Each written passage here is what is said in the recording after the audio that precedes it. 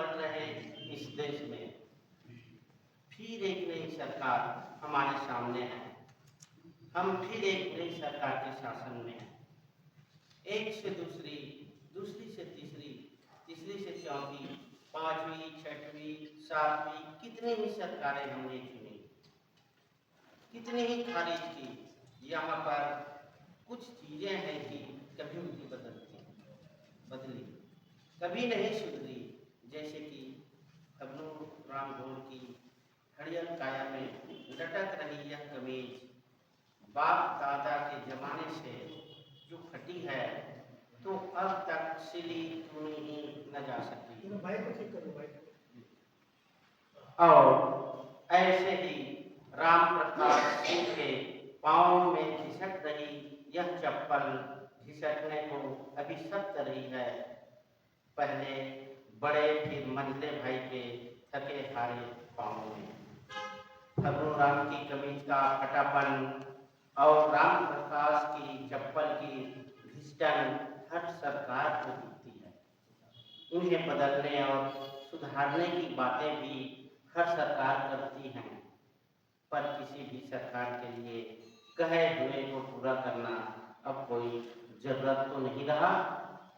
और टाटा बिरला से होते हुआते अंबानी के सपनों में पल रहे इस देश में फगनू राम गौड़ और राम प्रकाश सिंह सरकार को एक वोट के सिवा आखिर देती ही क्या है। धन्यवाद। वह औरत जंगल से लकड़ियां मिलकर लाती है और मेरे लिए खाना पकाती है। कमरे में भर गया है जंगली लकड़ियों का गंध। धुएं का स्वाद रोटियों से होकर हलक के नीचे पहुंचता है और मैं जंगल होने लगता हूं। उसका प्यार जंगली पत्तों की सुगंध की तरह उसकी आंखों से होकर उसके सपाट चेहरे पर उतरता है और मुझे रह रह कर याद आने लगता है सागौन का वृक्ष। मैं उसके चेहरे को अपने हाथों में भर लेना चाहता हूं, पर मुझे लगता है जैसे मैंने एक वृक्ष को काटना चाहा है और वृक्ष है कि खड़ा हुआ। दोपहरी का समय सकरी नदी के किनारे पर आम के पेड़ के नीचे नंगी घाट पर अधलेटा मैं भविष्य के साथ आम खिलौनी खेलता। अधपके आम की तरह मेरा मन यदा कदा धड़ाम से गिरता वर्तमान की छाती पर और कराह उठता वर्तमान। तब शायद ज्ञात नहीं था मुझे कि भविष्य दूर की चीज नहीं, 12 घंटे से एक पल। रात को सोते समय घड़ी 10 से ऊपर, कभी 11, 12, 1, 2 बजाती है। कम करती सुबह का फासला, देर रहती सिर्फ नींद आने भर की। सोचता हूँ आधी उम्र में क्यों मर गया गणेश, वही गणेश जो भविष्य का फासला तय करने फलांता रहा वर्तमान। घड़ी का सेकंड का कांटा बन गया था शायद वह, और 12 से दूर 43,200 चला गया था उसका भविष्य। अल सुबह तंबू के नीचे रजाई में डूब के सिर उठार आंख मीचते देखा सकरी नदी के उस पार मरघट की ओर राम नाम सत्य है उच्चारित करती आ रही एक भीड़ को। तब मन उदास हुआ और भयभीत भी। ठीक उसी वक्त निकला पूरब के आकाश से धधकता हुआ एक गोला और सब तरफ बिखर गई गुलाबी रोशनी। पीपल पेड़ से घाट तक सुकातुर लोग एक गोल पत्थर के साथ साथ पीछे लगते गए, वरिष्ठ आगे कनिष्ठ पीछे, सबसे पीछे नाई। पहले की बेतरतीब भीड़ इस तरह कतारबद्ध हुई। खोर कुहार की बेटियां, डेहरी की बहुएं और धूल के घरौंदे बनाते नंग धड़ंग बच्चे सब कोट में हो गए, रास्ता छोड़ते गए नहाने के लिए। दोपहर डेहरी के नीचे लवारिस कुत्ते भौंक भौंक कर दोना पत्ता सहित दाल भात साग को छीन झपट करते आपस में लड़ गए। और जब लाल शीले वाली चिट्ठियां रख के घर से निकला गणेश का टूरा तो कुत्ते उसे ही काटने लगे। वह भागा रास्ते के लाल डिब्बे की ओर और मैं पहले से सतर्क हुआ इस तरह। तीसरे दिन चिता स्थल पर राख के ढेर से अस्थि फूल सकेलते मंझला के साथ 4-6 नजदीकी भी थे। बहाई जाएगी गणेश की अस्थि इलाहाबाद के संगम में निश्चित थी। तब शांत होगी उसकी बेचैन आत्मा। जा रहा मंझला संगम अस्थि फूल की पोटली छिपाए। पहुंचते पहुंचते बिलासपुर, कटनी या नैनी पहचान लिया जाएगा वह, और लग जाएंगे उसके पीछे रघुवीर, महावीर, जगन्नाथ और जाने किस किस नाम के पंडे के गुमास्ते। उसके आजा, बाबा, दादा, परदादा, पास पड़ोस और मठाधीशों के नाम जो गिनाएगा, बन रहेगा मंझला उसी का मुर्गा। अपरिचित सभी छीन भर में बन जाएंगे सुपरिचित, पंडे के सब यजमान। पहुंचना सबको है संगम, मूड भी मुड़वाना है। धन्यवाद। अदिति हो, दिति भी तुम ही हो। तुम मेरी अदिति हो, दिति भी तुम ही हो। वह एक अंधेरी रात थी, वह एक अंधेरी रात थी। अंधेरा बेहद ठंडा था बर्फ की तरह। अंधेरा बेहद ठंडा था बर्फ की तरह। पूस की रात थी वह। तब मैं आया था इस दुनिया में। तब मैं आया था इस दुनिया में। यह सब तुम्ही ने बताया था माँ। यह सब तुम्ही ने बताया था माँ। माँ, अपनी संपूर्णता में तुम पूरी पृथ्वी थी। माँ, अपनी संपूर्णता में तुम पूरी पृथ्वी थी। मैं था एक नन्हा सा पौधा, मुझे पेड़ भी बनाया हरा भरा तुमने। मुझे पेड़ भी बनाया हरा भरा तुम्ही ने। जब बाहें फैलाकर मुझे सीने से लगाती थी तुम, तो पूरा आकाश हो जाती। मुझे सीने से लगाती थी तुम बाहें फैलाकर, तो पूरा आकाश हो जाती थी। ग्रह नक्षत्रों से भरा हुआ मेरे मन में उठने वाले द्वार भाटे उसी में ढक जाते थे। माँ, संपूर्णता का कोई आकार नहीं होता निराकार की तरह। माँ, संपूर्णता का आकार कोई नहीं होता निराकार की तरह।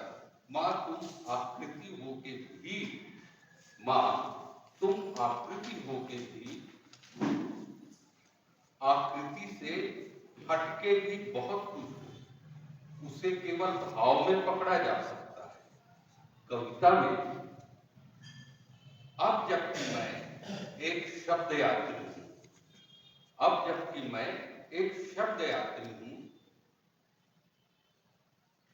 इस यात्रा के लिए पाथेय बने हैं तुम्हारे द्वारा सुनाए गए लोक कथाएं और लोकगीत। मैंने इस शब्द यात्रा के प्रस्थान बिंदु को खोजने का प्रयास किया। खोजते खोजते मैं पहुंच गया अतीत की अतल गहराइयों में, जहां गूंज रहा था नाद की तरह एक ही शब्द चहुदिश, मां। केवल एक शब्द, मां। इस शब्द को तुम्ही ने सिखाया था मां मुझे, अपने स्वयं के लिए संबोधनवाची शब्द। मैंने समझा इस एक शब्द को कि नाम है तुम्हारा। मैंने समझा इस एक शब्द को कि यह नाम है तुम्हारा। जब पहली बार बोला मां मैंने, जब पहली बार बोला मां मैंने, शायद तुम्हारे अंदर फूट पड़ा था खुशियों का सुवासिस नेहिल सोता। तुम्हारे चेहरे पर खूब आए थे हजार हजार चेहरे, हजार हजार सूर्य जैसे। यह उस उम्र की बात होगी जब मेरे मुंह में थी रुदन और किलकारी की ध्वनि मात्र। ये दोनों ये दोनों मेरी पूंजी थे, औजार थे मेरे, किंतु माँ शब्द आ जाने पर नेपथ्य में होते चले गए अदृश्य। धन्यवाद माँ, मुझे देने के लिए एक बीज शब्द।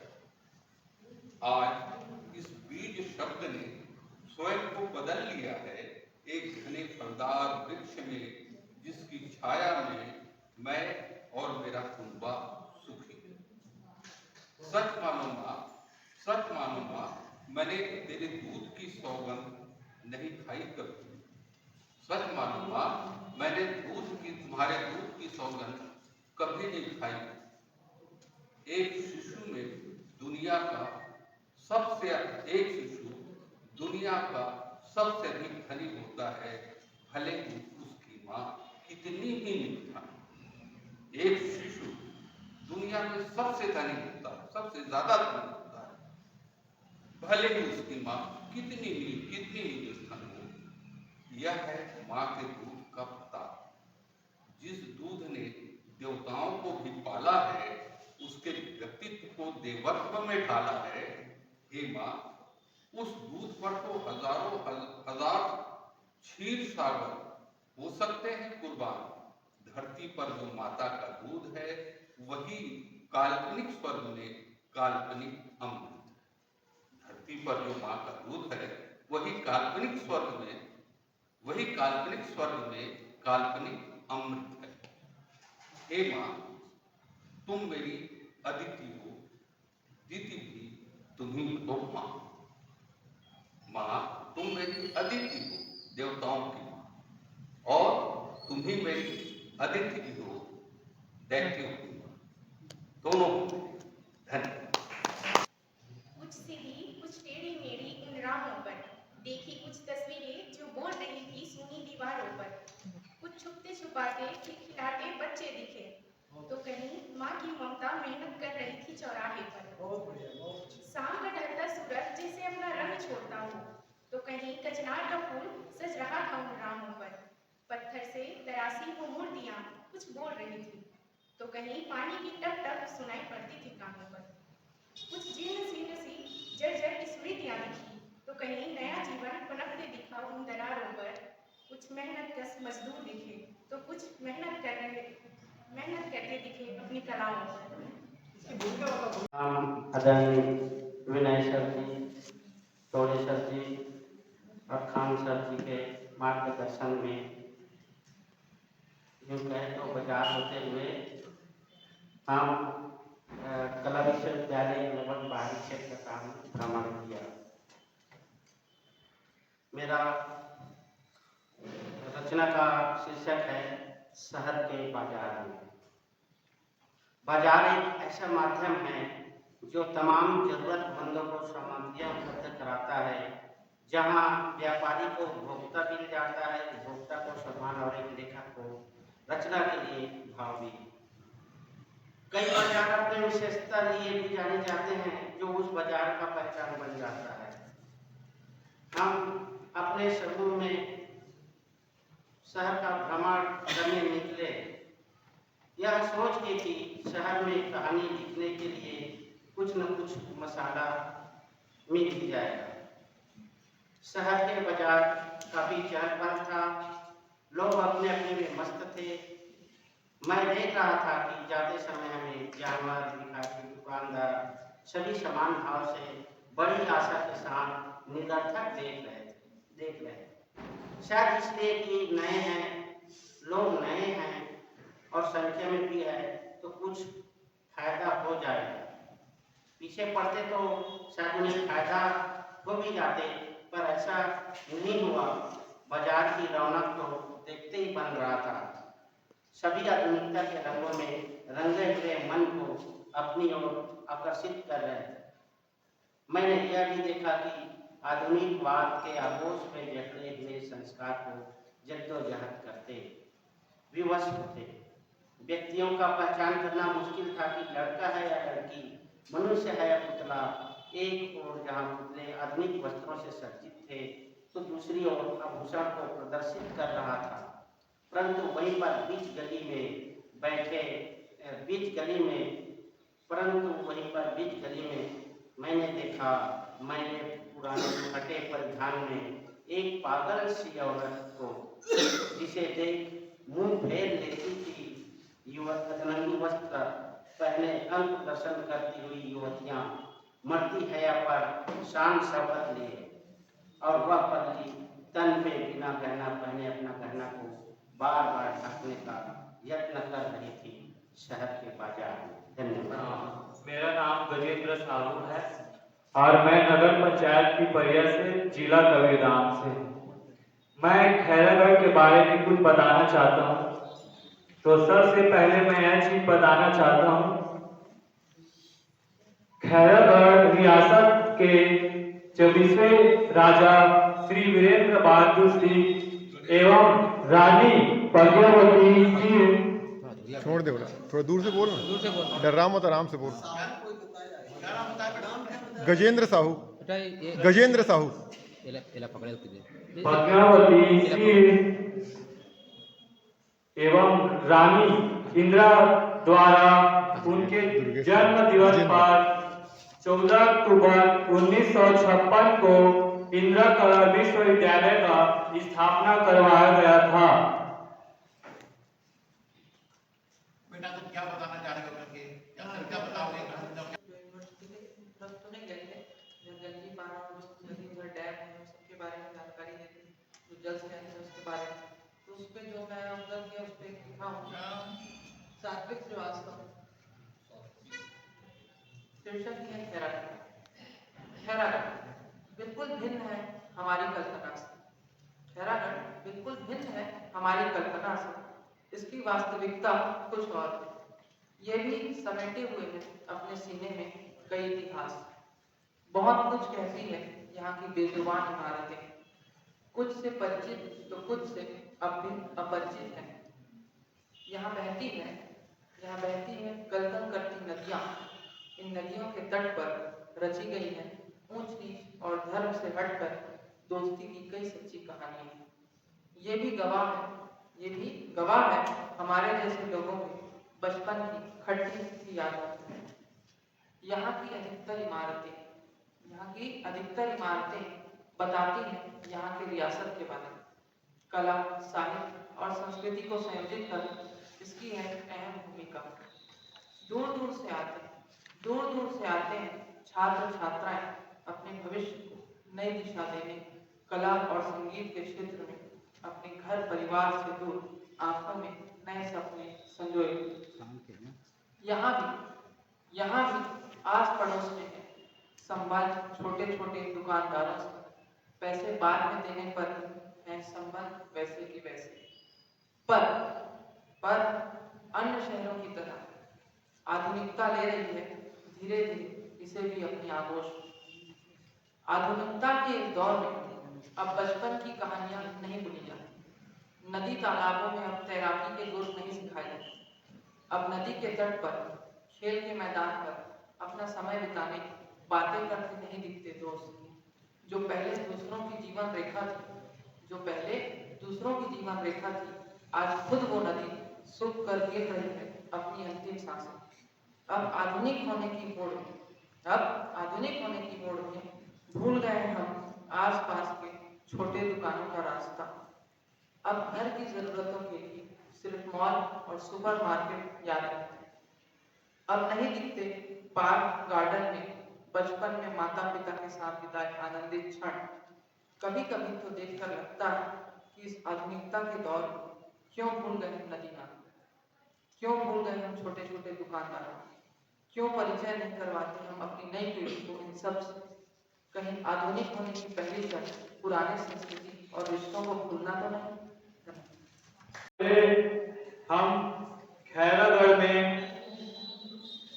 के बारे में मैं कुछ बताना चाहता हूँ। जब भ्रमण से मैं यहाँ से गोल बाजार से निकला तो सबसे पहले यह बताना चाहता हूँ मैं, खैरागढ़ राज परिवार द्वारा खैरागढ़ में पानी और बिजली पूर्ति के लिए नदी के द्वारा पानी का उपयोग कराया जाता था और नदी के पानी को फिल्टर करने के लिए वहाँ एक जल ग्रेड पावर हाउस का निर्माण कराया गया था। जिससे पूरा खैरागढ़ एवं उनके आसपास गांव में पानी की पूर्ति किया जाता था।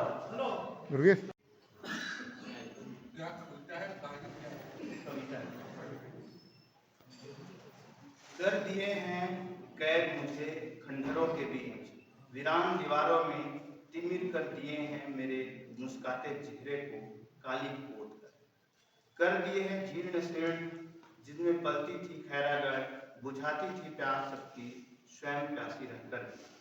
मेरे छाती में गोद दिए हैं चाकू, कर दिए हैं लहूलुहान, लूट लिए हैं मेरे असमत बेजुबान समझकर।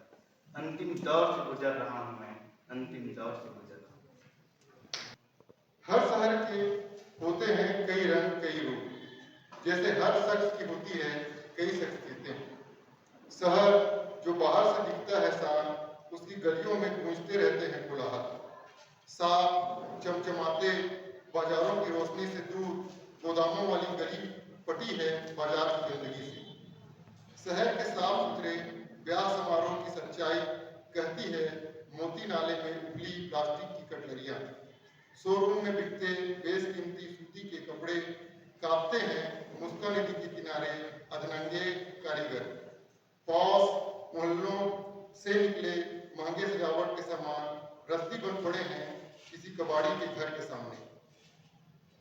शहर के कुछ लोग फैला रहे हैं गंदी झिल्लियां, इन्हीं झिल्लियों से कॉलेज के कुछ छात्र बना रहे हैं झिल्ली के बैल। चाचा भतीजी को घुमा रहा है बिठाकर कंधे में, उधर एक गुड़िया सी लड़की बैठी है सब्जी के धंधे में। धन्यवाद। हमें समझना चाहिए।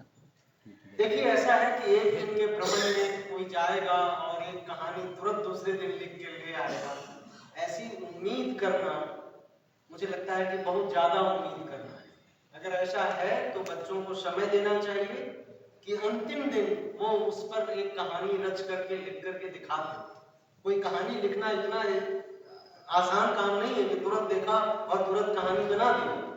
तो अगर एक मुकम्मल कहानी चाहिए तो उसके लिए वक्त देना चाहिए था बच्चों को, और वो 2-3 दिन के बाद रच करके अंतिम दिन सत्र में वो सुनाते। ये प्रक्रिया होनी चाहिए थी। तो थोड़ी सी भूल प्रक्रिया में भी हुई। असल में हमें देखना ये है कि कुछ बच्चों में रचनात्मकता के गुण हैं और वो गुण मुझे दिखे हैं, और इस बात को हमें एप्रिसिएट करना चाहिए। देखिए, मैं जैसा कि शुरू में ही कहा कि इस तरह के कार्यक्रम क्यों बनाए थे हमारे वरिष्ठ लोगों ने, कि भ्रमण का कार्यक्रम क्यों जरूरी है। कल भी था, आज भी था। मैंने कल भी अपने टीम के लोगों से कहा था कि एक साहित्य में, कला में एक बहुत महत्वपूर्ण चीज होती है ऑब्जर्वेशन। कि कहीं से भी आप किसी चीज को देखते हैं तो आप कैसे देखते हैं। जब हम चीजों को देखते हैं, एक होता है चीजों से गुजर जाना और एक होता है चीजों के साथ रमना, उसे देखना। किसी ने शायद पहले कहा था कि दुनिया से गुजरे हैं तलबदार नहीं है, बाजार से गुजरे हैं खरीदार नहीं। तो बहुत सारे लोग इस दुनिया से गुजर जाते हैं, इस दुनिया को जीते नहीं है। तो कैसे हम कहीं घूम रहे हैं, कहीं जा रहे हैं, तो एक एक चीजों को सूक्ष्मता से देखना, उसे महसूस करना और उसे अपने साहित्य का हिस्सा बनाना, ये चीज ये भ्रमण हमें सिखाता है कि हम कितनी सूक्ष्मता से चीजों को देखते हैं।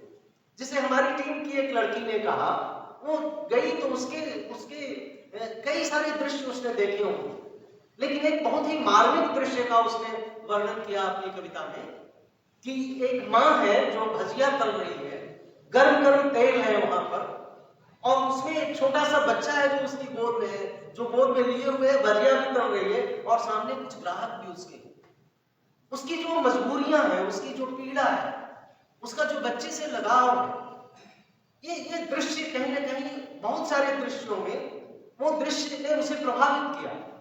तो जब भी हम बहुत सारी कुछ चीजें देखते हैं तो कुछ चीजें हमें प्रभावित करती हैं, और उसकी जटिलता को, उसकी सूक्ष्मता को हमें देखना चाहिए। देखना आना एक अभ्यास की चीज। ऐसा नहीं होता कि अचानक हम सारी चीजों को बहुत ही सूक्ष्मता के साथ देखने लगते हैं। और इसका एक अभ्यास होता है और धीरे धीरे इस अभ्यास से हमें देखना आता है।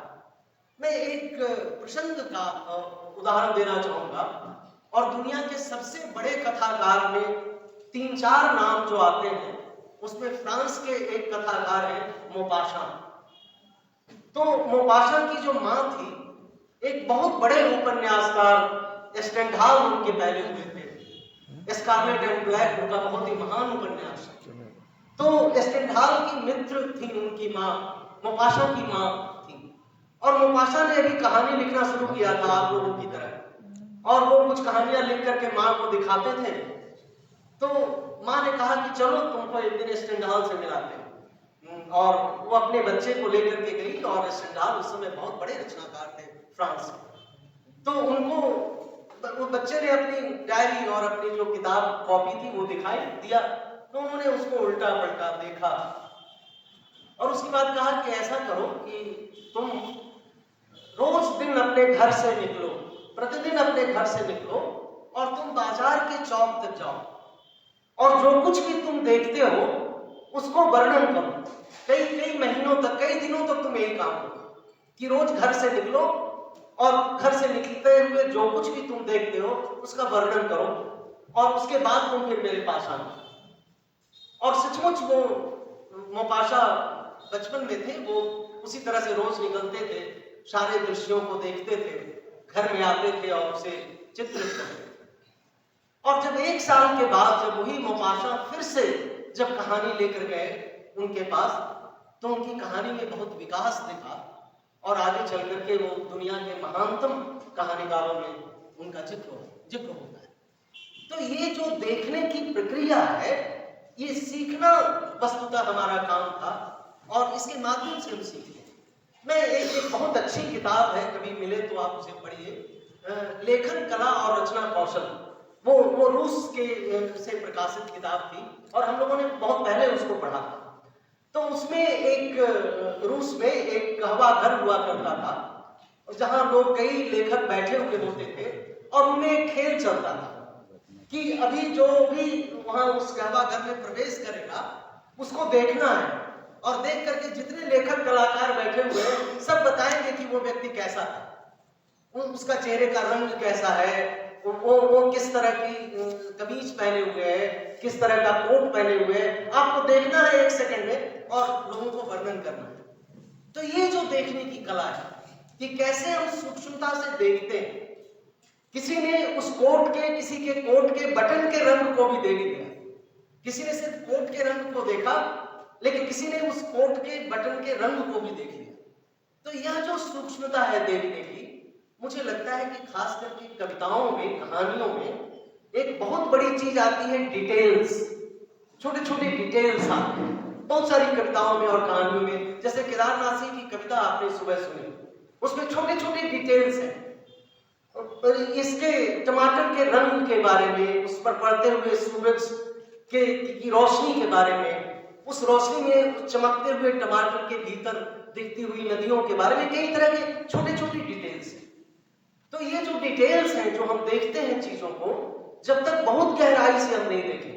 अगर निर्मल वर्मा की कहानियां आप पढ़ें तो वो उस कमरे का जिक्र करेंगे, किसी कमरे का जिसमें पात्र है। तो हम जब किसी कमरे में हम होते हैं तो अक्सर हम दीवार से सर लगा करके बैठ जाते हैं, और दीवार से सर लगाते हैं तो एक छोटा सा धब्बा बन जाता है दीवार पर। निर्मल वर्मा जब कहानी लिखेंगे तो उनकी कहानियों में दीवार का वह धब्बा भी कहानियों में आएगा। ये देखने की कला। वे जब किसी कुत्ते को देखेंगे तो उस कुत्ते की आंख का रंग क्या था, उसकी चमक कैसी थी, उसका भी वो चित्रण करेंगे। तो ये सूक्ष्मता है। कल जब मैं जा रहा था तो एक कुत्ता दिखा बैठा हुआ, वो बहुत ठंड का समय था और वो ऐसे मोड़ करके मुंह अपना सर इसमें छुपा करके वो बैठा हुआ था। मैंने बच्चों को कहा कि देखो ये एक चित्र है, दृश्य है, इसको देखो कि कैसे है और इसका उपयोग तुम आगे चलकर के साहित्य में कर सकते हो।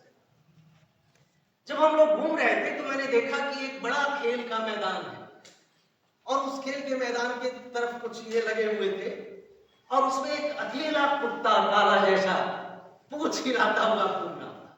मैदान में सिर्फ एक कुत्ता, सारा मैदान खाली। ये बहुत ही व्यंजनात्मक एक बिंब है। इस बिंब का इस्तेमाल एक बड़ी कविता में आप कर सकते हैं। जैसा कि नरेश सक्सेना ने लिखा है ना कि ये कुत्तों के रोने का समय नहीं है, ये कुत्तों के हंसने का समय है। ये बहुत भयानक शब्द है। इस कविता को पढ़ते ही रोंगटे खड़े हो जाते हैं। तो मुझे लगता है कि इस बिंब का आप किसी कविता में इस्तेमाल कर सकते हैं कि इस मैदान में सिर्फ आज कुत्ते हैं। सेठ रामनाथ ने रोग शैया पर पड़े पड़े निराशापूर्ण दृष्टि से अपनी स्त्री सुशीला की ओर देखकर कहा, मैं बड़ा अभागा हूं। शीला, मेरे साथ तुम्हें सदैव ही दुख भोगना पड़ा। जब घर में कुछ ना था तो दिन रात गृहस्थी के धंधों और बच्चों के लिए मरती थी। जब जरा कुछ संभला और तुम्हारे आराम करने के दिन आए तो यूं छोड़कर चला जा रहा हूं। आज तक मुझे आशा थी, पर आज वही आशा टूट गई है। देखो शीला, रो मत। संसार में सभी मरते हैं, कोई 2 साल आगे, कोई 2 साल पीछे। अब गृहस्थी का भार तुम्हारे ऊपर है। मैंने रुपए नहीं छोड़े, लेकिन जो कुछ छोड़ा है उससे तुम्हारा जीवन किसी तरह कट जाएगा।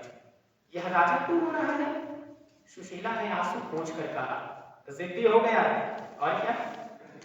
शोर, मारपीट, गाली गलौज भी जैसे खेल का ही एक अंश था।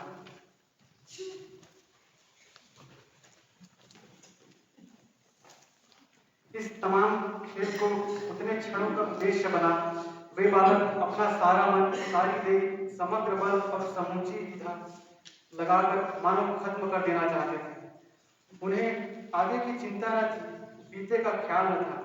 वे शुद्ध तत्काल के प्राणी थे। वे शब्द की संपूर्ण सच्चाई के साथ जीवित थे। सड़क पर से नर नारियों का अविरल प्रवाह आ रहा था और जा रहा था। उसका न ओर था न छोर। यह प्रवाह कहाँ जा रहा था और कहाँ से आ रहा था, कौन बता सकता है। सब उम्र के, सब तरह के लोग उसमें थे। मानो मनुष्यता के नमूनों का बाजार सजकर सामने से दिखलाता निकला जा रहा था। कविता रोटी है, दाल है, भात है, सब्जी है। कविता रोटी है, दाल है, भात है, सब्जी और रोटी है। कविता रोटी है। चपटा आड़ा तीछा, चपटा आड़ा तीछा बना सकता है कोई। बनते बनते में बनती है रोटी, रोटी की तरह कोई। फूली हुई, सिकी हुई, नरम नरम रोटी, कुरकुरी और करारी रोटी। दाल में भात में रखना है, दाल में भात में रखना है अंधना कितना। दाल में भात में रखना है कितना अंधना, देना है कितना उबाल। बनाते समय रखना है ख्याल, बनाते समय रखना है ख्याल। तब लगता है दाल दाल की तरह, भात भात की तरह। सब्जी और रोटी में तेल, नमक, मिर्च, मसाले का अंदाज और पकने के समय का नहीं होता एकाएक एहसास। बनते बनते में बनती है सब्जी और रोटी। ऐसे ही होता है कविता का क्राफ्ट अपना, ऐसे ही होता है कविता का क्राफ्ट अपना। आते आते आती है लय उसमें, मिलता है अलग अलग सिर्फ से परिचय और फिर बनते बनते में बनती है कविता। दाल भात सब्जी रोटी की तरह, नरम नरम गोल गोल रोटी की तरह। कविता रोटी है, दाल है, भात है, सब्जी और रोटी है। कविता रोटी है, कविता। उन्होंने कहा कि मेरी कविता का जो शीर्षक है वो है मौन। मौन पे कविता बोलने सुनाना था उनको, और वो चुप हाथ बांध के से खड़े। तो लोगों ने कहा कविता सुनाइए, आपने नहीं सुनी क्या कविता? मौन कविता में मौन हो गया हूं मैं, और क्या सुनाऊंगा? तो ऐसा नहीं कहूंगा, मैं मूक नहीं हूं वाचाल। कल जो बच्चे मेरे घर गए थे उन लोगों को मैंने कविता सुनाई थी। छत्तीसगढ़ी की कविता है, अभी हाल में इसको लिखी है मैंने, एकदम ताजा है। जैसे अभी वो भजिया निकाला जा रहा है, जलेबी निकाली कम गर्म। देखिए, प्रतिरोध का अरे तोर कस नहीं देखो दगा बाज रे, अरे तोर कस जन मिले दगा बाज रे, कभू नहीं आए तोरा लाज रे। तोर कस जन मिले दगा बाज रे, कभू नहीं आए तोला लाज रे। अरे कभू नहीं आए तोला लाज रे। कस झन मिले डागा बाज रे, कभू नहीं आए तोला लाज रे, चीट को नहीं आए तोला लाज रे। छंद देखिए, नकटा के नाक कटे सवा हाथ बाढ़े, नकटा के नाक कटे सवा हाथ बाढ़े, तब होते नंगरा कसुआ घूमा ठाड़े, तब होते नंगरा कस आगूमा ठाड़े, लाज शरम लाते हाँ घर मारे छाड़े, तह दगा बाजी के झंडा लगाड़े, तह दगा बाजी के झंडा लगाड़े। मन की आते बाजरे, चिटको नहीं आए तोला लाज रे। पहला छंद हो गया। दूसरा, मीठ मीठ गोटिया के जादू तय डारे, मीठ मीठ गोटिया के जादू तय डारे, पर घर के छानी ला भुर्री तय बारे, जोन दीन संग तोला पोला भी सारे। बस होठ लिए हाथ छोड़े और चले। जेन दीन संतोला ओला भी सारे, ओ खरते विपदा ला कभू नहीं टारे, ओ करते विपदा ला कभू नहीं टारे।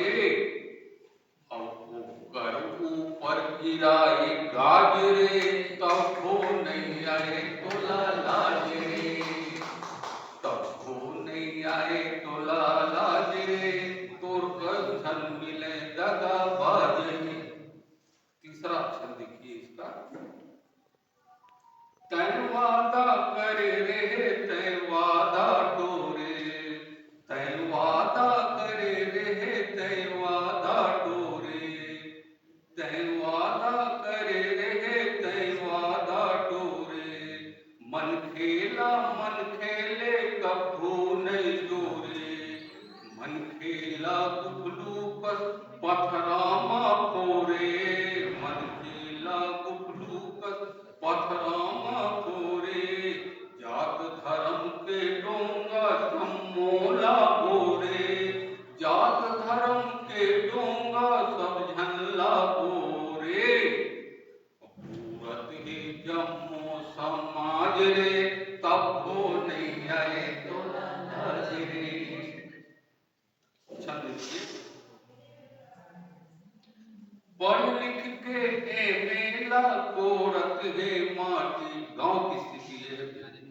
पढ़ लिख के ए मेला कोरत है माटी, स्कूला छोड़ लइका खेलत है बाटी, स्कूला छोड़ लइका खेलत है जाटी, हो 10-20 लाख नहीं गंत्यों चाटी, हो 10-20 दे दो 10-20 लाख को नौकरी मार जाओ, हो 10-20 लाख नहीं गंत्यों चाटी, हो नौकरी हम, हो 10-20 लाख नहीं गंत्यों चाटी, नौकरी होगे अब सोना टाटी, नौकरी होगे अब सोना टाटी, नौकरी बेचावत है आज रे, चिटको नहीं आए तोला लाज रे।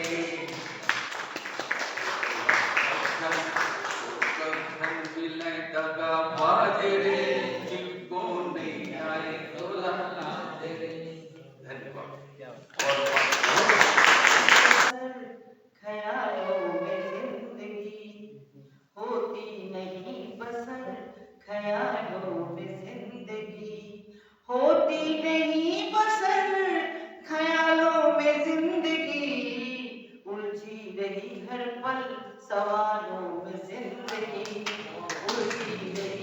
पल सवालों में जिंदगी, अंधेरों में जुगनों सा मुस्कुराइए, अंधेरों में जुगनों सा मुस्कुराइए, होती नहीं है सिर्फ उजालों में जिंदगी, होती नहीं है सिर्फ उजालों में जिंदगी। एक गजल प्रस्तुत करने की वैसे मैंने एक गजल आज किसी ने पढ़ी थी, अच्छी नहीं पढ़ी पर उसको नहीं पढ़ूंगी, उस बेचारे को पढ़नी नहीं आती थी, पढ़ दिया सीधे साधे। तन्हाइयों में क्या क्या होता है? हमको लगता है सन्नाटा है, सन्नाटे की भी एक आवाज होती है, तन्हाई की भी। कभी तन्हा नहीं होती है ये तन्हाइयाँ, कभी तन्हा नहीं होती है ये तन्हाइयाँ, साथ चलती है सदा यादों की परछाइयाँ, साथ चलती है सदा यादों की परछाइयाँ, कितनी गहराई तेरे प्यार में है ऐ यारब, कितनी गहराई तेरे प्यार में है ऐ यारब, पूछती तुझसे समंदर की ये गहराइयाँ, पूछती तुझसे समंदर की ये गहराइयाँ, रेत में लू के थपेड़ों से न जो गुजरा हो, रेत में लू के थपेड़ों से न जो गुजरा हो, रेत में लू के थपेड़ों से न जो गुजरा हो, वो क्या जाने कहाँ किस मोड़ मिले पुरवाइयाँ, वो क्या जाने कहाँ किस मोड़ मिले पुरवाइयाँ, बरसों के बाद मिले वो तो मुस्कुराओ जरा, बरसों के बाद मिले हो तो मुस्कुराओ जरा, बरसों के बाद मिले हो तो मुस्कुराओ जरा, याद रखने की नहीं चीज है वो रुसवाइयाँ, याद रखने की नहीं चीज है वो रुसवाइयाँ, कहाँ झूले कहाँ गुड़िया कहाँ बचपन के निशान, कहाँ झूले कहाँ गुड़िया कहाँ बचपन के निशान, बैठी है खुद में समेटे हुए वो अमराइयाँ, बैठी है खुद में समेटे हुए वो अमराइयाँ। अंतिम शेर है, तोश बाहों को उठाया जो इबादत के लिए, तोश बाहों को उठाती है इबादत के लिए, तोश बाहों को उठाती है इबादत के लिए,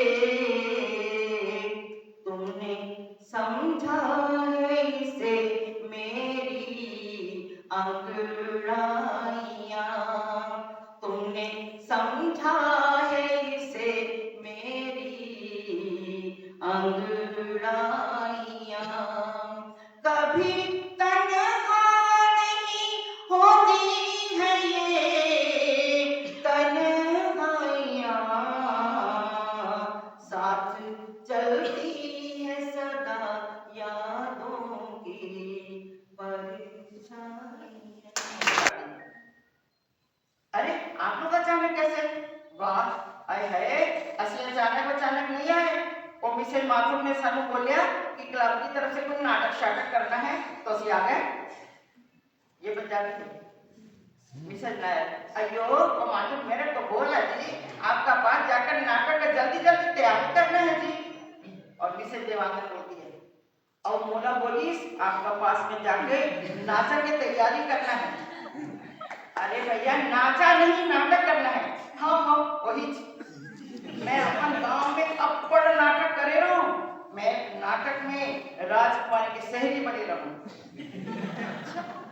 राजकुमारी की सहेली बनकर क्या की थी? ऐसे चमट डोलाए रहूं। बड़ा भारी काम किया था, चमट डोलाई रही। बहन जी ऐ स्वप्ना हम तो बन गया अनारकली, अब ये लोग को तुम अकबर और सलीम बना दो। चलो बलविंदर आए है डायलॉग तो बोलने आते नहीं, बड़ी फिरती बड़ी खड़ी अनारकली। जाओ जी सामने जो उसी की नाटक जरा पढ़ के देखिए। अब शब्दा उसको जो पंजाबी डायलॉग बोलते उसको दे दिए डायलॉग देखिए। हाँ वाह जी अनारकली तो मैं बना ली सपना अनारकली। बलविंदर ये लो जी पढ़ो जी पेपर। अब सुनो साढ़े डायलॉग। साहब आलम आपने हम में छाया नहीं, मैं आपकी कमीज वो कमीज नहीं कनीज।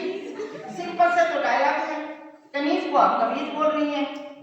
आए हाय इतनी सी बात में इतनी बेइज्जती। मैंने करना ड्रामा श्रामा। अगर नायर और देवांगन को भी डायलॉग बुलवा के देखो, देखा कि चांद चाड़ दिया। सपना आप तो बुरा मान गई। अपनी बेइज्जती कौन कराएगा? नायर अयो मिसेस सपना जी जरा हमको भी देखा कि आप भी पढ़ के देखेगा जी। सपना लीजिए आप भी देख लीजिए। हाँ आइयो जी हम अनारकली का डायलॉग बोलेगा सुनो। आइयो साहब जी हम आपका अनारकली जी, आप हमको पहचाने नहीं जी। ओहो आप इतना जी जी जी जी क्यों बोलती हैं? आइयो हम लोग बहुत पढ़ा लिखा है जी, हम सबसे रेस्पेक्ट से बात करते हैं। जी जी जी जी बोलता है। देवांगन जरा मोला देखा महू डायलॉग बोल के देखो। लीजिए अब आप भी देख लीजिए और बोलिए डायलॉग। देवांगन तैमूला अनारकली बना पे। मैं कौन होती बनाने वाली? आप लोग तो सब खुद ही अनारकली बन के बैठ गई हैं। चलिए बोलिए आप भी डायलॉग बोलिए। साहब आलम कहिए।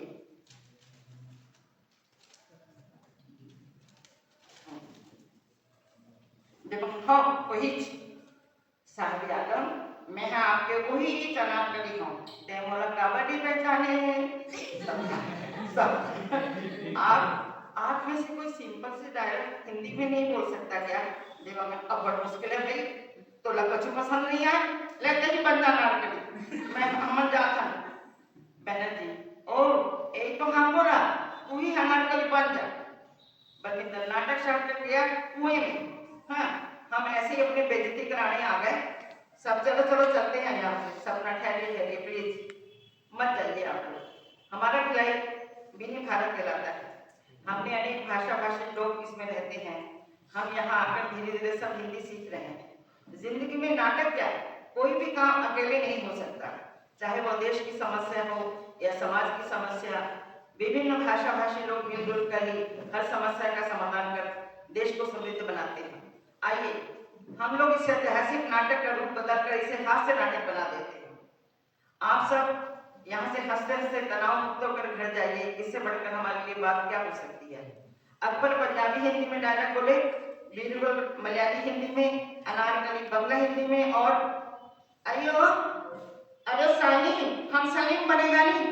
अब एक और आती है, अरे साली हम सलीम बनेगा नहीं, हम हिंदी सिंधी में डायलॉग बोलेगा। बलविंदर पर तू तो भुलक्कड़ है, एक नंबर की सब भूल जाती है। अब नहीं भूलेगा साई, ऐसा एक्टिंग करेगा कि सलीम को भी शर्म आ जाएगा नहीं। सबका चलो ठीक है सभी ऐसा करते हैं। तुम पगड़ी पहन लो, अकबर को बोलती है तुम पगड़ी पहन लो, तलवार ले लो और आराम से कभी खोल के तुम दुपट्टा हो। देवांगन चुप, तय बोला कछ नहीं बना बेटा, मैं क्या बनूं? सपना आप तो आप ही नाटक करेंगे। ठीक है भाई, मैंने अपने लिए ले देकर जोधा बाई का रोल ले देकर बचाया था, अब अभी तुम ले लो, तुम बन जाओ जोधा बाई। देवांगन हाँ ठीक है। सपना चलो शुरू करिए रिहर्सल। बेनाटी साहब आलम, हम आपका वही अनारकली, आप हमको पहचाना, हम आपका कोनीज। पंजवानी वरी साई मेरा फिल्म कहाँ गया साई? भूल गई ना, भूला कट नहीं की, तेरे बालों में लगा है, बालों से निकाल कर। वरी मेरा अनार की कली, मैं तेरे को बहुत प्यार करता नहीं। मैं तेरे साथ भूल गई ना, भूला कर कहीं की, याद आ गया, मैं तेरे साथ निकाह करेगा साई। बलविंदर अकबर के वेश में है, गुस्ताख कुड़िए, तेरी यही हिम्मत, तू जानती नहीं मैं तेरे को ईंटों में सीमेंट लगाकर चिनवा दूंगा। क्या खबर हो जाए यहाँ से?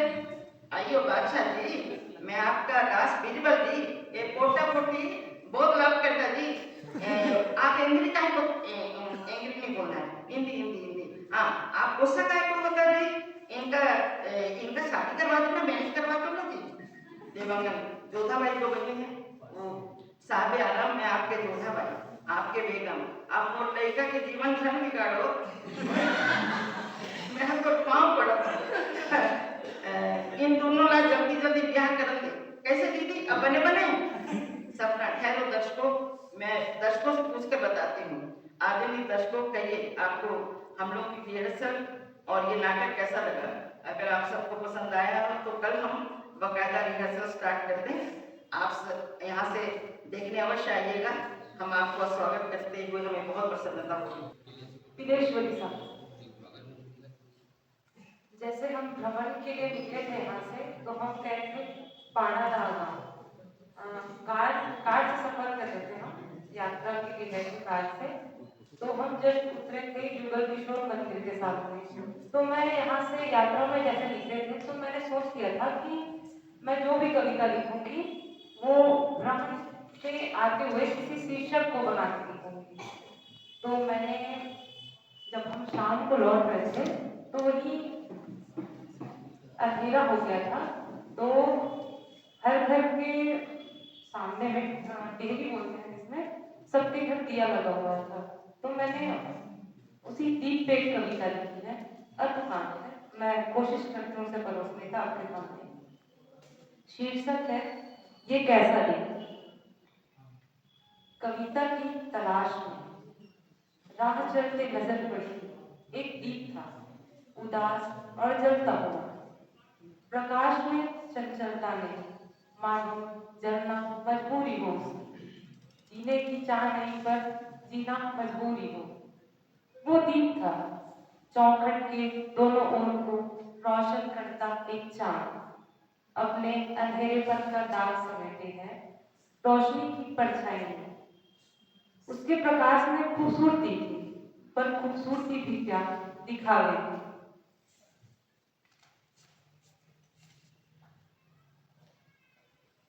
कीट और पतंगों का भोजन पेशा था उसका, जलते मन को शांत करने का राक्षसी तरीका।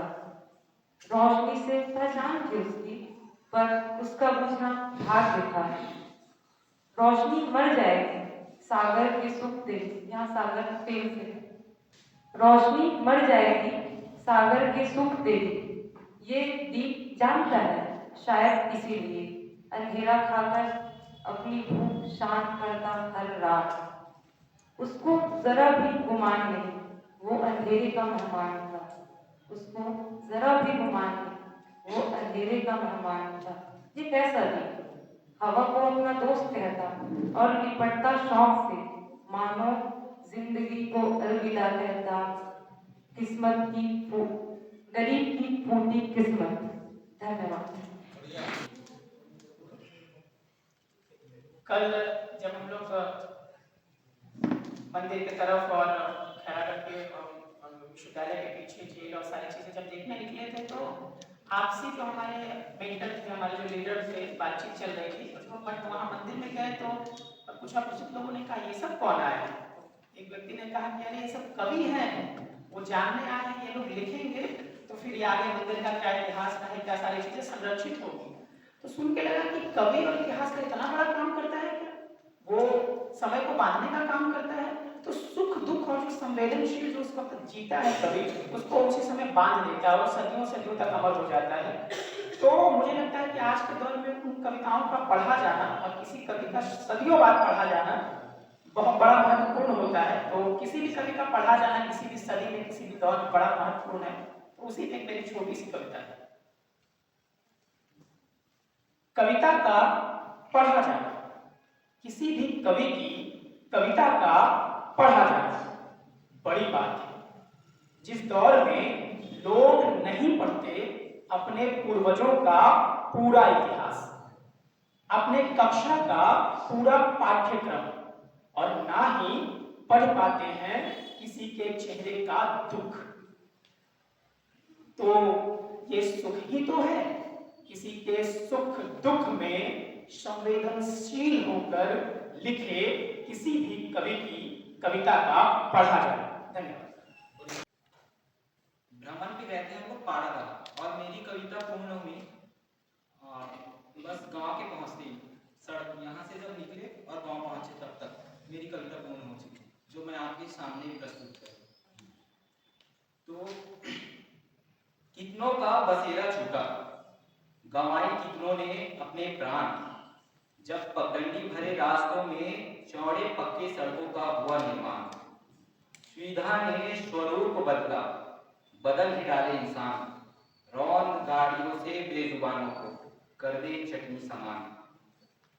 जब भी कोई अब भी कोई कसर हो बाकी, हो थोड़ा सा शर्म लिहाज, बचा लो इस स्वर्ग वसुंधरा को, होने ना दो वीरान, होने ना दो वीरान। धन्यवाद। थोड़ा सा बातें बताकर मैं अपनी कविता शुरू करना चाहूँगा। जो हमने यहाँ शुरुआत की उसके बाद में पूरी कविता पहले सुनानी थी। सब जो भाव है तो उसको पहले रखना ही पड़ा।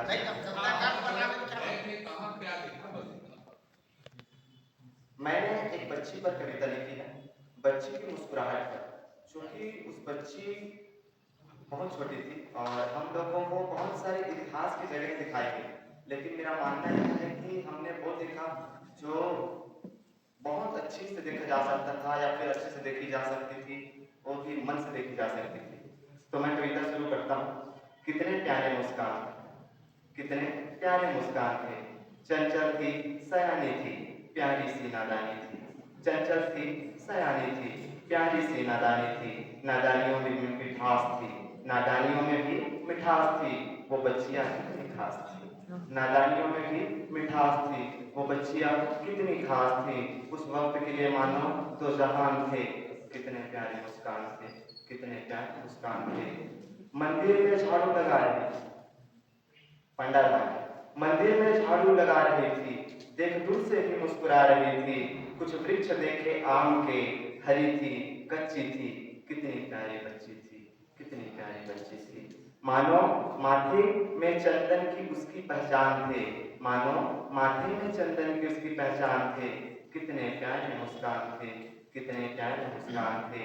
मंदिर को जाना भाग्य रहा हम सभी का, मंदिर को जाना भाग्य रहा, पर उनसे मिलना सौभाग्य रहा, मंदिर को जाना भाग्य रहा, पर उनसे मिलना सौभाग्य रहा। भाग्य भी बड़े अच्छे थे, भाग्य भी बड़े अच्छे थे, वो नटखट पर दिल के सच्चे थे, भाग्य भी बड़े अच्छे थे, वो नटखट पर दिल के सच्चे थे। थोड़ी सी बातों में खूब सम्मान थे, थोड़ी सी बातों में खूब सारा सम्मान थे, कितने प्यारे मुस्कान थे, कितने प्यारे मुस्कान थे। अब स्मरण रहकर आ रहे हैं, अब स्मरण रहकर आ रहे हैं, भैया कहकर बुला रहे हैं, अब स्मरण रहकर आ रहे हैं, भैया कहकर बुला रहे हैं। वो दिख जाए कि नैना तरस रही है, अधरों से पानी बरस रही है, मंदिरों में रहकर भक्ति हेतु प्रमाण थे, मंदिरों में रहकर भक्ति हेतु प्रमाण थे, कितने प्यारे मुस्कान थे, कितने प्यारे मुस्कान थे। रह रह कर उनकी बातें होंगी, रह रह कर उनकी बातें होंगी, ना जाने कब मुलाकातें होंगी, रह रह कर उनकी बातें होंगी, न जाने कितनी मुलाकातें होंगी। इस तरह से उनको याद रखूंगा, तस्वीर में उनके साथ रखूंगा। इस तरह से उनको याद रखूंगा, तस्वीर में उनके साथ रखूंगा। पहले खत तस्वीर ही तो सारे समान थे, कितने प्यारे मुस्कान थे, कितने प्यारे मुस्कान थे। धन्यवाद। तो वहाँ हमने जो जो दृश्य देखा, मैं उसे कविता के रूप यार में फिर बोलना बात चाह रही करना शुरू कर देते हो आपकी मित्र ही बात। हूँ। मैं धमतरी से हूँ, तो हमारे यहाँ दोनों फसल धान की करते हैं। तो मुझे पता नहीं था, मैंने यहाँ फर्स्ट टाइम कपास की खेती की यहाँ। तो कपास हाँ रास्ते में है। हाँ जी, तो फिर मैंने उसी से शुरुआत की है।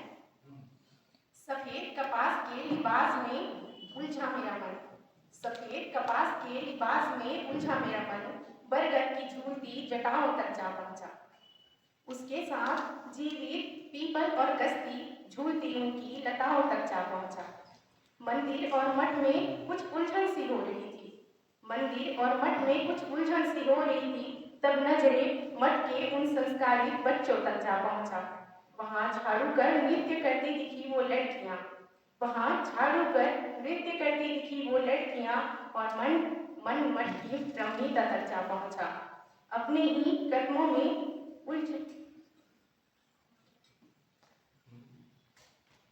अपने ही कदमों में उलझता हुआ मेरा मन, अपने ही कदमों में उलझता हुआ मेरा मन, ना जाने कब कदम के फलों तक जा पहुंचा। पांडादाह की वो छोटी सकली गलियों से गुजरते, पांडादाह की वो छोटी सकली गलियों से गुजरते, वहां होते कथक नृत्य तक जा पहुंचा। लौट ही रहे थे मन में कुछ उलझन को सुलझाते, लौट ही रहे थे मन में कुछ उलझन को सुलझाते, तभी नजर दीप के उजाले में सोता एक नन्ही सावक तक जा पहुंचा, सावक तक जा पहुंचा।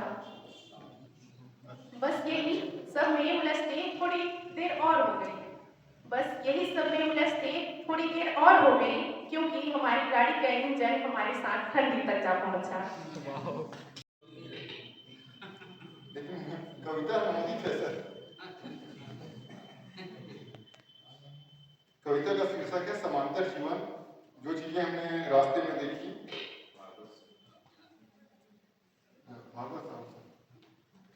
हम सब जीते हैं दो समांतर जीवन। एक सपनों का जीवन जिसमें चमचमाती सड़कें हैं, पीने को पानी है, पढ़ने को अच्छे स्कूल हैं, अस्पतालों में इलाज है, खाने को अनाज है। एक आदर्श समाज है, लोगों में भाईचारा है, देश सबसे प्यारा है।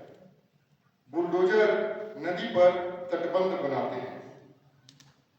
एक वास्तविक जीवन, सड़कों पर गड्ढे हैं, पानी हलक से दूर है, जर्जर सब स्कूल है, अस्पताल सब बीमार हैं, हम रोटी को मोहताज हैं, भरभरा कर टूटता समाज है। हाँ, देश है जो सबका प्यारा है। नेता हमारा दोनों जीवन जानते हैं, कभी न मिलने वाली समांतर लकीरों को एक मानते हैं। हमें घालमेल में फंसाते हैं, सपनों की फिर नई दुनिया दिखाते हैं। चुनाव आया और वोट लेकर जाते हैं, हमें हमारी वास्तविक दुनिया में छोड़ जाते हैं, फिर 5 साल में लौट कर आते हैं। धन्यवाद। काफिला उस गांव में पहुंचा जिस गांव में 1000 साल पुराना मंदिर था, कृष्ण मंदिर, जिस गांव का नाम था पांडादाह। हम लोग जब जा रहे थे कवियों की काफिलाओं के साथ 2 कार में, तो मैंने सड़क से देखा कि मकान निर्माण का कार्य चल रहा था, जिसमें मजदूर जो है मजदूरी का कार्य कर रहे थे, मकान निर्माण का कार्य कर रहे थे। उस पर कविता लिखा हूँ मैं। और हमारे मार्गदर्शन थे डॉक्टर तिवारी सर थे, डॉक्टर शर्मा थे, डॉक्टर प्रशांत झा सर थे। उस पर कविता लिखा हूँ मैं। मजदूर मजबूर है मजदूरी के लिए, मजदूर मजबूर है मजदूरी के लिए, मजदूर करते हैं मजदूरी, कोई शक नहीं। मजदूर मजबूर है पसीने के लिए, पसीना बहाना सिर्फ उम्मीद है, उम्मीद का किरण सिर्फ मजदूरी से बच्चे का उज्जवल भविष्य, मजदूरी से बच्चे का मुस्कान मजदूर को सहारा बना देता है। मजदूर न महल न ईंटों का मकान, खुद रहता है झोपड़ी में, कोई शक नहीं, परंतु लाखों महल बना देता है, कोई शक नहीं। यही वो लम्हा मजदूर को विश्वकर्मा बना देता है, मजदूर को विश्वकर्मा बना देता है। धन्यवाद।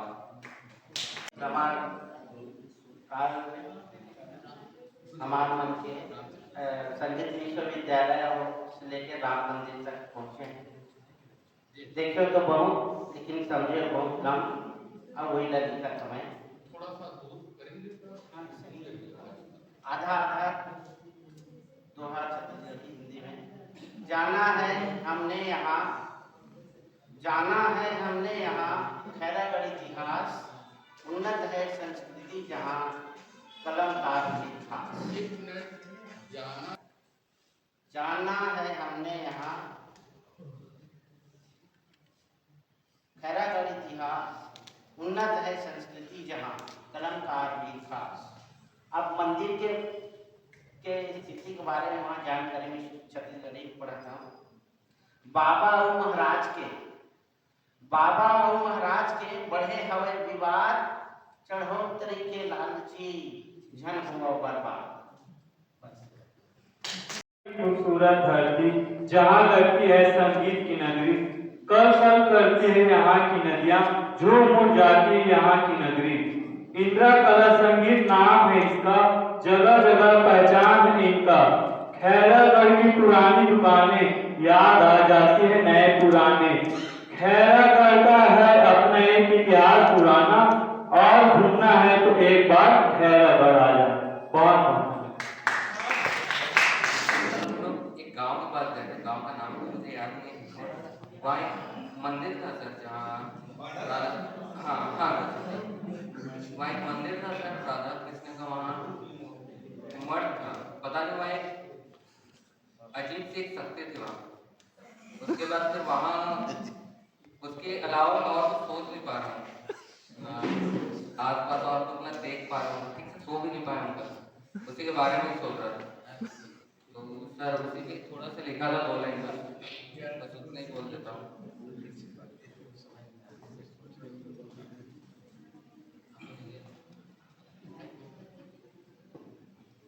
मैं वक्त को भी मोड़ दूंगा, उससे तुमको मैं जोड़ दूंगा। सच भगवान की गोद में, नन्हा पलता शैतान में, जब दुआ करूं तो स्वर्ग में, और क्रोध मेरा शमशान करे। भगवान कहे मुझे नरक हो, जो रक्षा करता न द्वार का। अग्नि के पद पर बैठा मैं, फिर डर कैसा मुझे प्राण का। हिंदी में लिखने का प्रयास किया पहली बार। शीर्षक है सुरता। तीर में आज थे, समाज थे, मन में बिसरे थे खुद। हरियाज थे सब घरी, जम्मो बेरा सरलग आज थे बिसरे थे खुद। दीर्घा के तीर में हो गए हैं ठाठ, झाका थे चारों पुती, बेड़ी करा आज थे बिसरे थे खुद। धंधा गए कोठी में, आहना ले मुड़ा छो, आज थे बिसरे थे खुद ले। ये दूसरी कविता। एक कविता ये अनुशासन।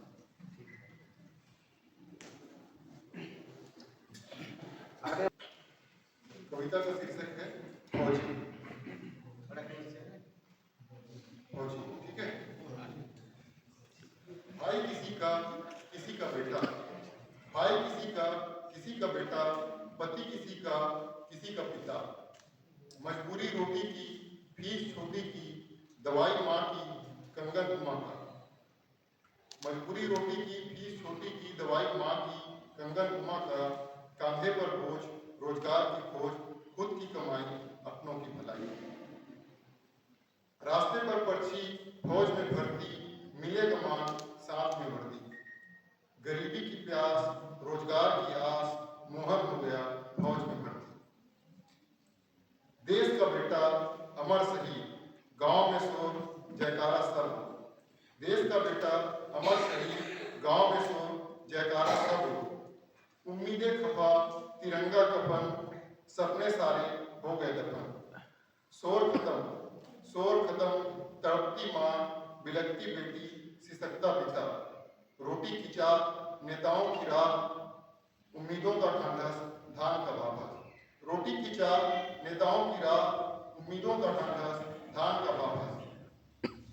क्यों सीमाएं क्यों विधवाएं क्यों सीमाएं क्यों विधवाएं क्यों विध्वंस क्यों भोज। धन्यवाद। बस के सफर में भी जिंदगी के अनेक पहलू दिख जाते हैं एक साथ। गौर से देखें तो किसी सीट पर दिख जाता है एक हंसता खेलता परिवार, जिसमें हर कोई उस परिवार का आनंद उठा रहा होता है परिवार के साथ। फिर अगर नजरें घुमाएं दिख जाते हैं एक दो नवविवाहित जोड़े, जो जिंदगी के सफर एक छोटे से सफर जी रहे होते हैं अपने नए साथी के साथ। कहीं कहीं दिख जाते हैं जिंदगी के दो पड़ाव, बचपन और बुढ़ापा एक साथ। दिख जाते हैं देश के भविष्य दो चार बेरोजगार युवा जो नौकरी की तलाश में भटक रहे होते हैं, और कुछ मेहनत से पाई नौकरी के लिए सुबह शाम आना जाना करते हैं। इन सब से अलग कुछ व्यस्त रहते हैं बस के सफर में। उन्हें अच्छा लगता है रास्ते में पड़ रहे खेतों का लहलहाना, रास्ते में शहरों के बीच के छोटे छोटे गांव, उन गांव में लगने वाले छोटे छोटे बाजार, बस में चल रहे पुराने गानों की मीठी श्रृंखला। इन सब के चलते इन सब से अलग कुछ खोए रहते हैं अपने आप। उन्हें मतलब नहीं होता बस में बढ़ रही भीड़ से, उन्हें मतलब नहीं पड़ता उसमें बज रहे गानों से। वो सिर्फ साथ बैठे रहते हैं सफर के खत्म होने के इंतजार।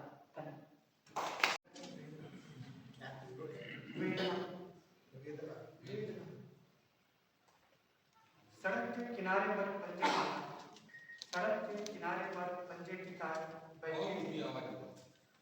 के किनारे पर पंजे टिकाए बैठी थी एक थरथराती वेदना। सड़क के किनारे पर पंजे टिकाए बैठी थी एक थरथराती वेदना। आभास होता था किसी ठूंठ पर लपेट गया कोई मैला चिकड़ा।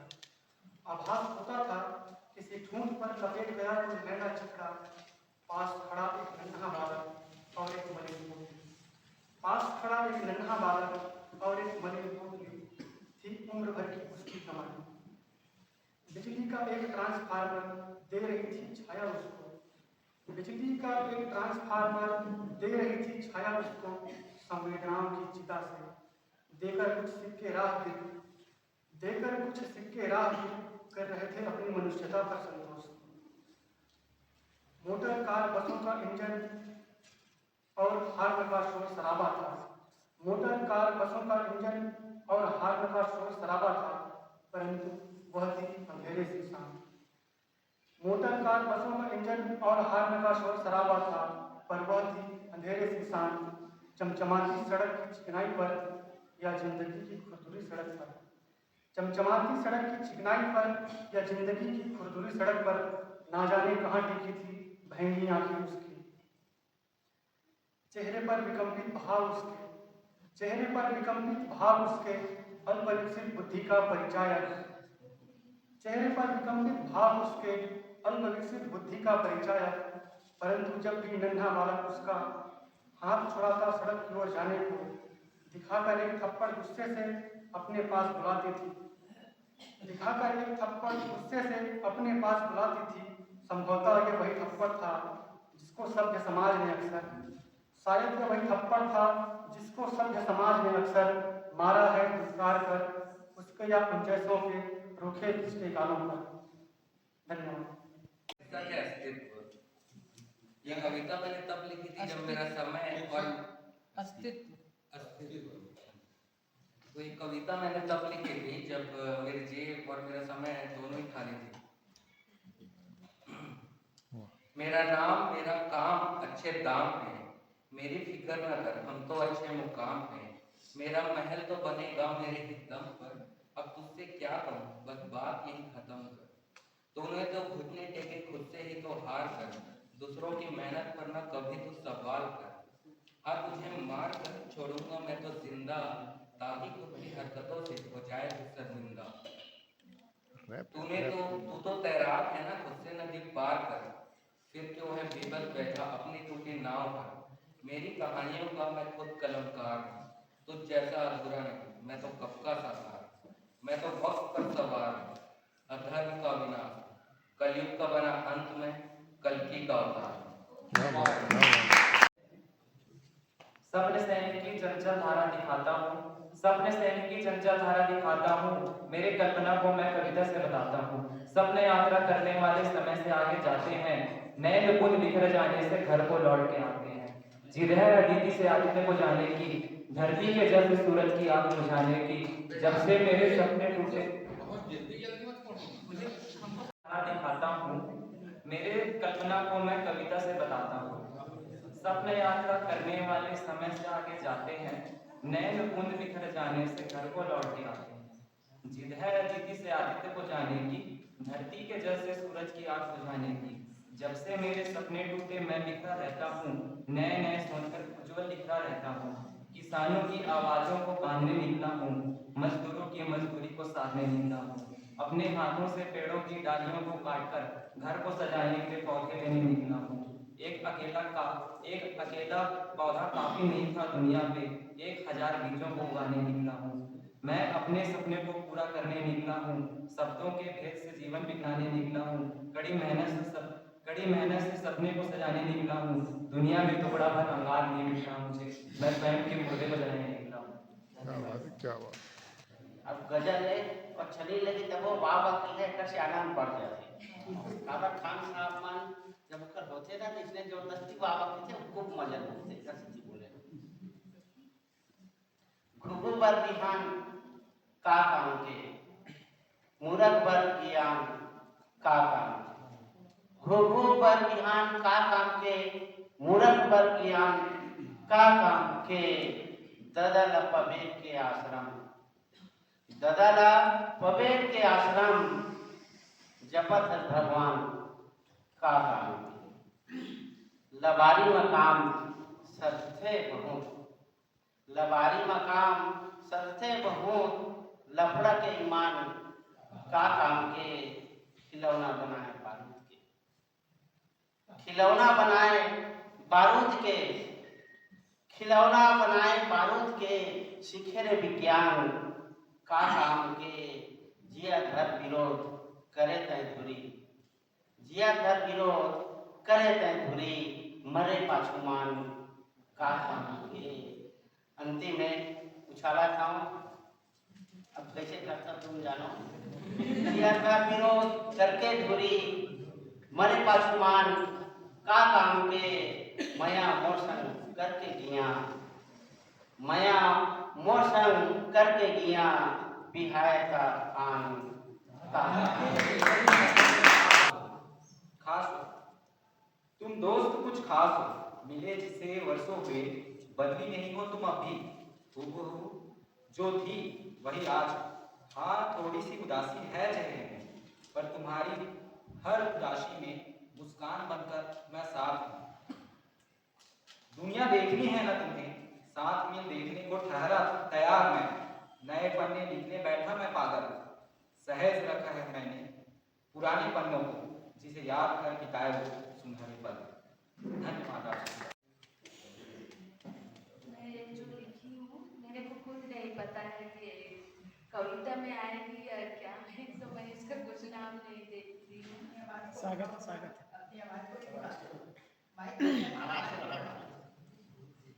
इसको मैं लिखी हूँ पर इसका नाम नहीं दे पा रही कि कविता में आएगा या फिर क्या। पढ़िए स्वागत है। आप जो देखो जल जल के उठकर करती हमें इशारा, जीवन में ऊंचा को उठना यही है कर्तव्य हमारा। नदी जो बहती खलखल खलखल वो है हमसे कहती, हर चट्टान को पिघला पिघला कर अपने लिए एक मार्ग बनाना। फलते वृक्ष चुपकर हमको वो भी यही बताती, भले बुरे का भेद समझना यही तो है पहचान तुम्हारा। सूखे वृक्ष अकड़ के हमको जो भी करे इशारा, कठोरता पे अड़े रहो ना, ये सब एक दिन चूर हो जाते। उड़ते पंछी आसमान पे ये एहसास दिलाती, दाना दाना बूंद बूंद को दर बदर भटकती, पर कभी अफसोस न करती, हर दिन उसी तलाश में जाती। और जिसका एक अंश है, एक प्रोफेसर अपने क्लास में अपने चैप्टर पढ़ाता है, उसमें एक पद होता है जिसकी वो व्याख्या करता है।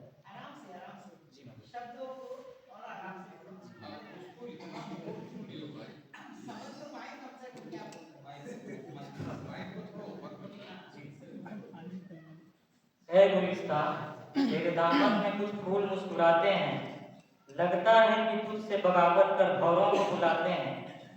तू इतना नादान है इनकी मोहब्बत में, तेरे पीठ पीछे ये गुल खिलाते हैं।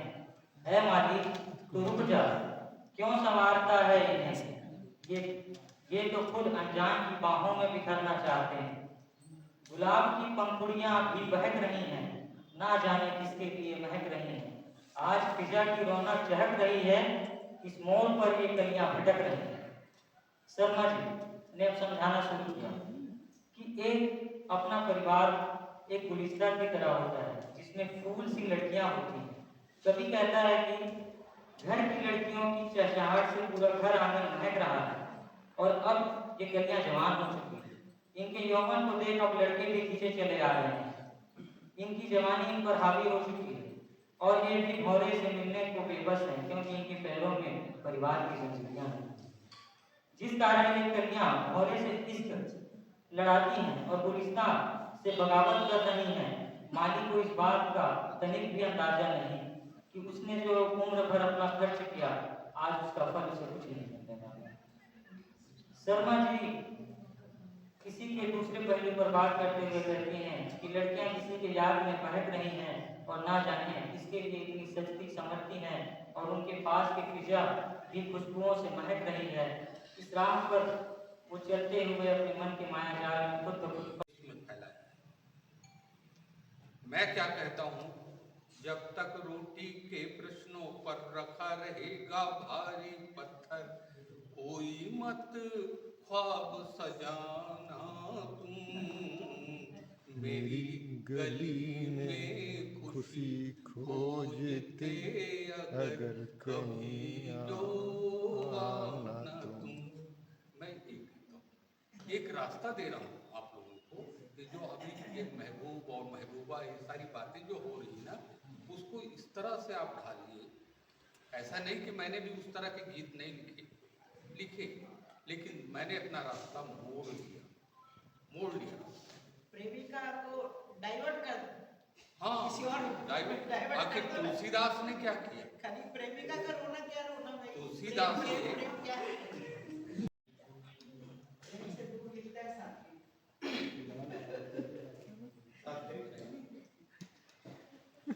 मेरी चाय, शीर्षक है मेरी चाय। अच्छा। चाय पीना नहीं छूटा तुम्हारे छोड़ जाने के बाद भी। क्या बात।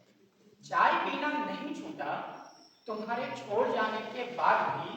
पीना बुरा है, पीना बुरा है, शराब, सिगरेट और गांजा। पीना बुरा है, शराब, सिगरेट और गांजा, पर चाय तो नहीं। चाय पीना नहीं छूटा तुम्हारे छोड़ जाने के बाद भी।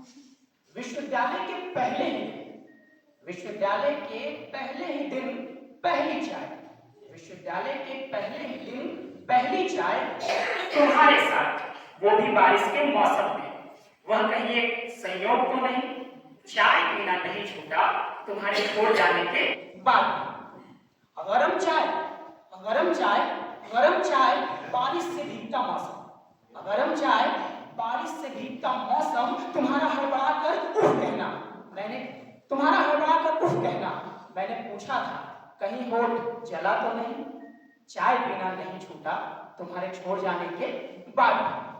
आर्डर में हमेशा 2 कप चाय, आर्डर में हमेशा 2 कप चाय, हम 2 1। आर्डर में हमेशा 2 कप चाय, हम 2 1।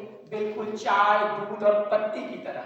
पर कभी सोचा नहीं था हम दोनों में कहीं कोई तीसरे की जगह तो नहीं। चाय पीना नहीं छोड़ा तुम्हारे छोड़ जाने के बाद भी। तुम्हारा छोड़ने के बाद भी मुझे चाय से उतनी ही मोहब्बत है। तुम्हारा छोड़ने के बाद भी मुझे चाय से उतनी ही मोहब्बत है। वो अब भी मुझसे उतनी ही गर्माहट से मिलती है। मेरी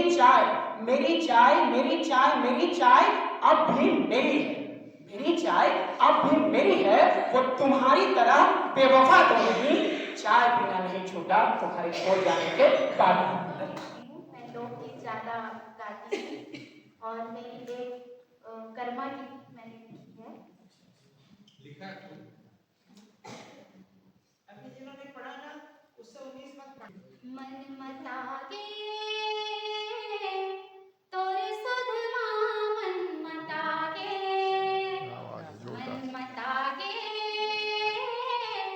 तोरे सुधमा मन मतागे नजरे नजर मझोले राजा तोरे रिंग न खोले हृदय मोर छंदागे नजरे नजर मझोले राजा तोरे रिंग न खोले हृदय मोर छंदागे। हमने तुम्हारा कर दिया जीवन अधूरा हमारा। क्या बिगाड़ा हमने तुम्हारा कर दिया जीवन अधूरा हमारा। पिंजर में भी सांस लेने दो, हमें जीने दो। वंश छीने जान भी लोगे क्या? वंश छीने जान भी लोगे क्या? दुनिया से रुखसत करके दम लोगे क्या? हमारे जीवन में भी फूल खिलने दो, हमें जीने दो। नदियाँ कहाँ करेगी कलकल की नाद, देवता कहाँ करेंगे इस धरती पर वास। बिगड़ जाएगा पृथ्वी का आवरण अगर न रहे पेड़ फूल पत्ती जानवर। हमें भी जीवन के सरगम छेड़ने दो, हमें जीने दो। हर बंधु को कसम खिलानी है, पर्यावरण जननी हमारी है। पिंजड़ में भी सांस लेने दो, हमें जीने दो। धन्यवाद। इस अदालत के कटघरे में गुनहगार कितने मासूम दिखते हैं।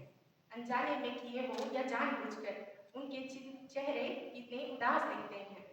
हजारों चक्कर लगाकर यहाँ के वो किस तरह बेजान दिखते हैं। यहाँ कोई छूट कर भी नहीं छूटता और कोई कैद में भी आजाद दिखते हैं। कोई पढ़कर भी और कोई अनपढ़ भी यहाँ श्वेत पोशाक में भी अपराध दिखते हैं। किसी की जिंदगी खत्म हो जाती है यहाँ और किसी पर बस इल्जाम दिखते हैं। किसी का सच धरा का धरा रह जाता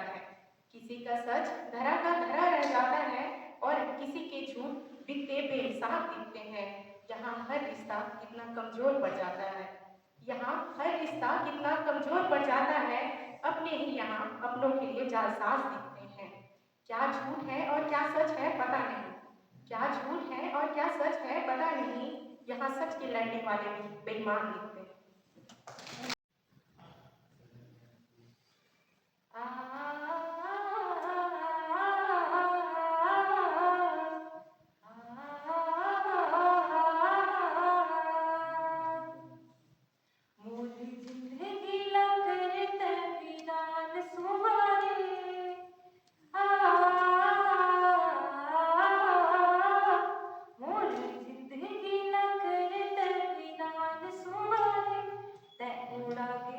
उड़ा के आसमान सुवरे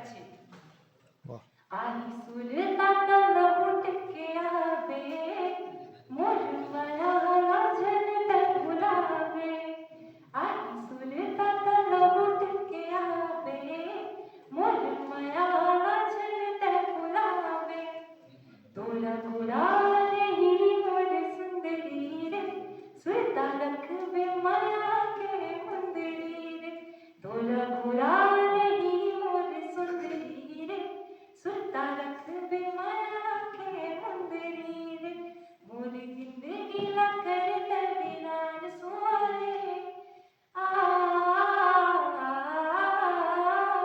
मोर जिंदगी ला कर तविरान सुआरे तै उड़ा गे आसमान सुआरे तै उड़ा गे आसमान सुआरे तै उड़ा गे आसमान सुआरे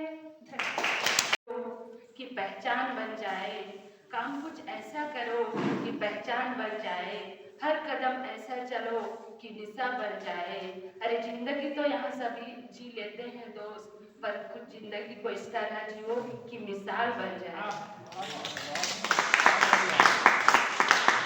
गंगा बदली जमुना बदली मुहाना जरूर बदलेगा गंगा बदली जमुना बदली मुहाना जरूर बदलेगा कुछ तुम बदलो कुछ हम बदले जमाना जरूर बदलेगा